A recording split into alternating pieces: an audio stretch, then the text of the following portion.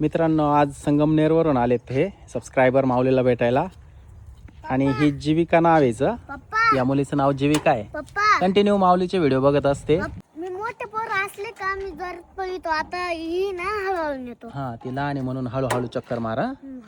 जीविका एकदम सीटला पॅक पकड. या पॅक पकड. जाऊ दे.